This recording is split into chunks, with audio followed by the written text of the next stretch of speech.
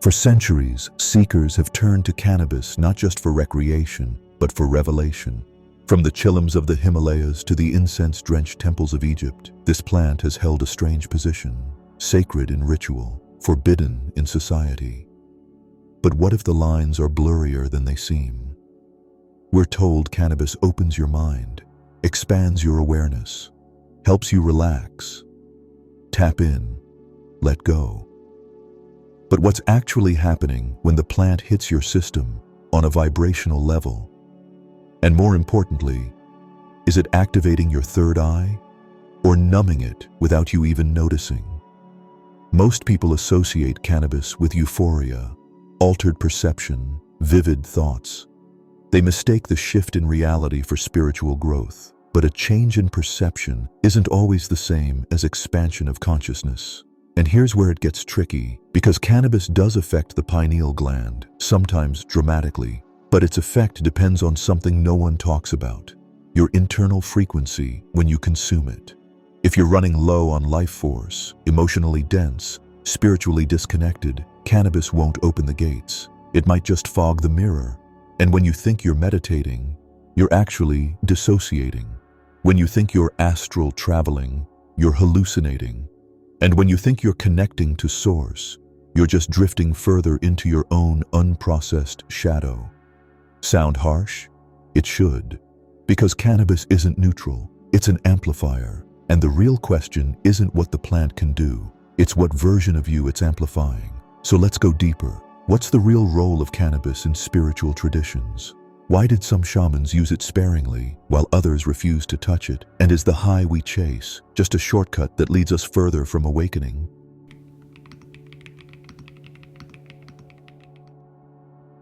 Let's go back, way back. Long before dispensaries, before laws, before stigma, cannabis was considered sacred technology. In ancient India, it was used by sadhus to still the mind and merge with Shiva. In Egypt, temple priests may have burned cannabis resin in rituals meant to awaken the ka, the subtle body. And in Central America, shamanic tribes used psychoactive plants to pierce the veil and walk between worlds. But here's what modern seekers miss. These weren't casual highs, they were calibrated ceremonies. And cannabis wasn't consumed, it was invoked. The setting was sacred. The intention was razor sharp. The body was prepared, cleansed, fasted, focused. Because when a plant holds power, you don't treat it like a toy, you treat it like a gatekeeper. Now, fast forward to today. Cannabis is used to relax after a day of stress, to get creative when your brain's foggy, to meditate without sitting in silence. But here's the spiritual trap. If you rely on an external substance to access higher states, you slowly forget how to get there on your own. And your inner light, the one the third eye is trying to ignite, starts flickering behind a haze of dependence. You begin mistaking intensity for insight, stillness for sedation, alignment for escape. And the pineal gland? It's not a switch you flip. It's a frequency you maintain. Cannabis can stimulate it temporarily, yes. But stimulation isn't the same as activation. In fact, long-term cannabis use can calcify the pineal gland just as easily as fluoride, because it doesn't just affect your mind, it affects your etheric body, your vibrational core. Your aura becomes heavy, your vision dims, you see, but through a filter. And the scariest part? You think you're evolving, but you're actually just circling. So if cannabis was once sacred, what changed? And is the problem really with the plant, or with how we use it?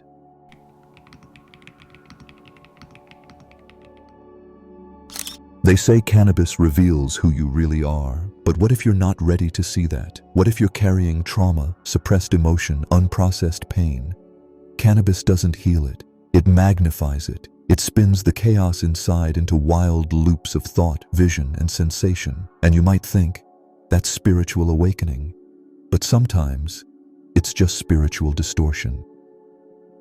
The third eye, your ajna chakra, isn't just about seeing visions. It's about seeing clearly. And clarity doesn't come from intensity. It comes from inner stillness. But cannabis can shake your waters, make you confuse emotional flooding with insight. You feel everything. You think it means something. But meaning isn't in the rush. It's in the silence after the storm. Let's go deeper. Energetically, cannabis operates in a dual polarity. It opens and contracts. It expands and destabilizes. Depending on your internal state, it can either take you up or take you out. You might feel more connected to the universe, but disconnected from your body. You might receive downloads, but forget them by morning. You might feel wiser, but avoid your real emotional work. And all the while, your intuition is getting overridden by stimulation, not elevated, not activated, just numbed in disguise. And yet, we cling to the feeling because it's easy, it's instant, it's familiar. But here's the bitter truth. Cannabis can make you feel like you're ascending, while actually keeping you anchored to your old patterns. So what now? How do you know if your third eye is truly opening, or if it's just hallucinating with style? If you've made it this far, you're not just curious, you're a real seeker. Don't forget to subscribe and hit the bell icon so you don't miss the next truth they never told you.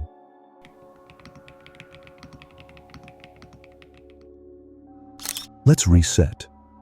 Because the problem isn't cannabis, it's how we use it. Or better said, how we've stopped using it with reverence. In ancient rites, the plant was never used casually. It was approached like a living entity, a spirit in green form, a teacher, not a toy. Before consumption, practitioners would purify their bodies, fast for days, chant mantras, cleanse their aura with breathwork and stillness. They didn't light up out of boredom. They invited the spirit of cannabis into their sacred space. Compare that to now. Late nights, binge snacks, chaotic thoughts, consuming instead of communing, escaping instead of evolving. We've turned a sacred ally into a cheap escape, and we wonder why our inner vision has grown so foggy. But here's the deeper truth. Cannabis will meet you exactly where your vibration is. It becomes the mirror you refuse to face. If you're grounded, aligned, intentional, cannabis can sharpen your insight. But if you're lost, scattered, or emotionally imbalanced, it will only deepen the blur. You see, the third eye is not a light switch, it's a frequency tuner. It's not about seeing more, it's about seeing clearly. And clarity requires coherence. Cannabis scrambles that coherence if you're not in sacred preparation. It amplifies everything. And when you amplify distortion, you get illusion. So, can cannabis be sacred again? Yes. But it requires ritual, discipline, sovereignty. Imagine consuming it only during moon phases aligned with your intention. Imagine pairing it with mantras or crystal grids. Imagine using it in microdoses to enter stillness, not sedation. It's not about more THC, it's about more presence. Not about tripping, it's about tuning. But here's the catch. If you're chasing the feeling instead of facing yourself, no plant, no practice, no amount of cannabis will open your third eye. You'll just keep running in spiritual circles, high but hollow.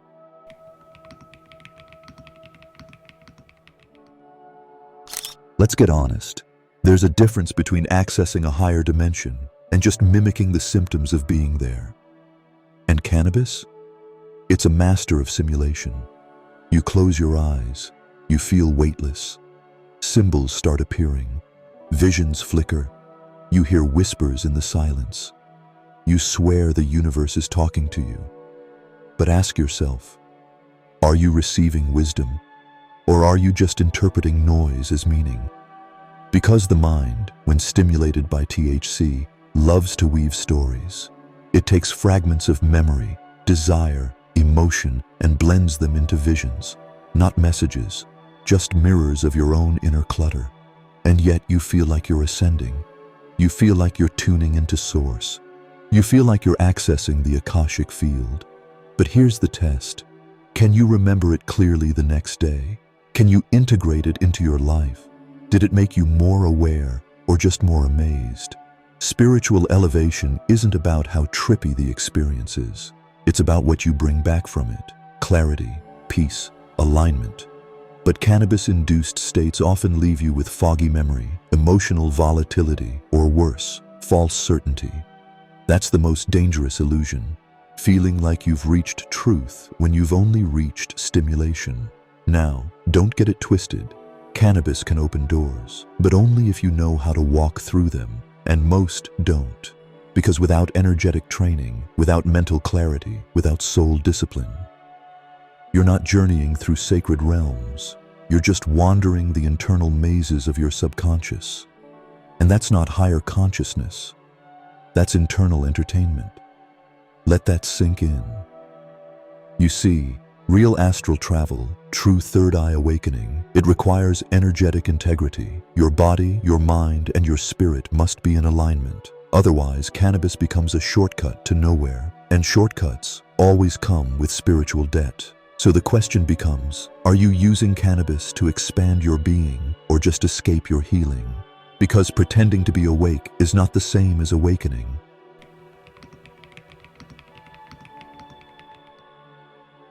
You think you're in control. You only use it once a week, maybe for meditation or just before journaling. Nothing heavy, nothing excessive. But what if the plant doesn't care about your schedule, only your frequency? Let's talk aura. Your aura is your energetic armor. It protects you, expresses you, and attracts or repels what enters your life. When your aura is strong, you move through the world with sovereignty. You pick up on energy. You reflect darkness. You stay centered. But cannabis, used without ritual, discipline, or sacred intention, can slowly make micro-tears in your energetic field. Not because it's evil, but because it weakens your energetic boundaries. Why? Because cannabis opens you, but it doesn't close you back up. It dilates your perception, your empathy, your energetic receptors, and unless you know how to contain that expansion, you leak. Little by little, not enough to notice, but enough to shift your baseline. And that's where the magnetic field comes in. You see, the third eye doesn't work in isolation. It syncs with your heart field, the magnetic rhythm of your soul. When your aura is scattered, your heart coherence drops. You feel out of sync with life, disconnected from time, exhausted after social interactions. You think it's spiritual sensitivity, but it's actually energetic exposure. Cannabis amplifies your signal, but weakens your shield. And over time, you start needing it to feel balanced, to meditate, to relax, to drop in. But here's the trap. Anything you need to feel spiritual is replacing your own essence. The most subtle form of addiction is the one masked as self-care, because you don't realize it's controlling you until you try to stop. And by then, your inner voice has already been tuned to external silence. You may not be chemically addicted, but spiritually, you've outsourced your elevation. So now we have to ask, if cannabis is sacred, why does it keep you coming back for false stillness? Is it healing or numbing?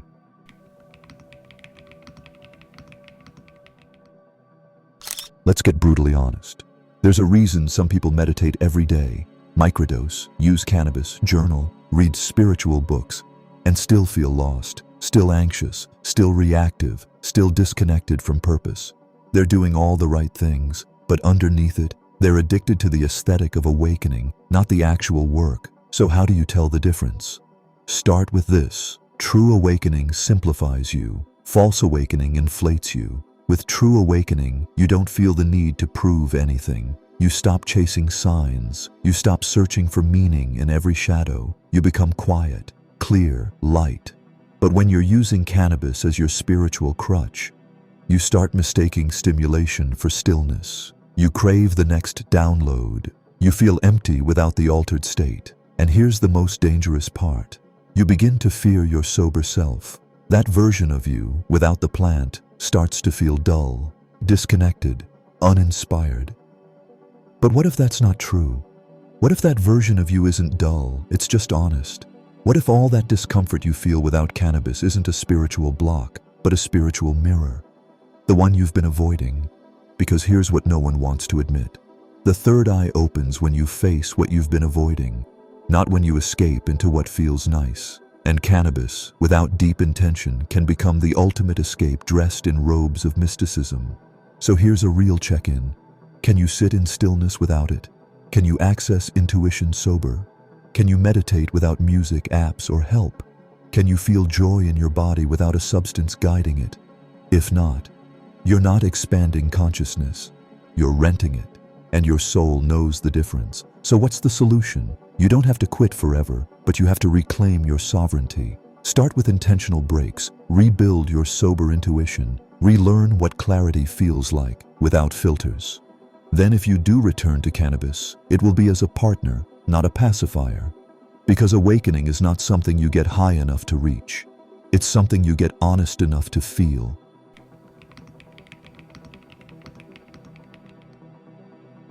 So now you know, cannabis isn't evil. It's not a spiritual villain, but it's also not a magic wand. It's a mirror, and sometimes mirrors lie if you don't know what you're really looking at.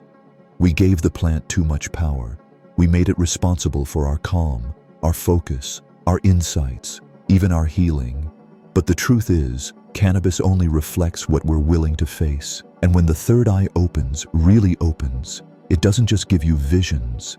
It holds up a lens to your entire being, your habits, your addictions, your shadows, your lies. It asks, can you still see clearly when there's no smoke between you and your truth? And that's the final lesson. Because awakening isn't about doing more. It's about removing the things that make you forget who you are. You don't need a substance to be spiritual. You were born sacred. You don't need a ritual to be divine. Your breath is the ritual. And you don't need cannabis to open your third eye. You just need to stop closing it. The path isn't easy. It won't always feel blissful, but it'll be real. And real clarity is worth more than the most beautiful high. Now I want to hear from you. Do you believe cannabis has helped your spiritual path or held it back? Leave your thoughts in the comments and check out the other videos on this channel. You might be one video away from remembering something your soul has always known.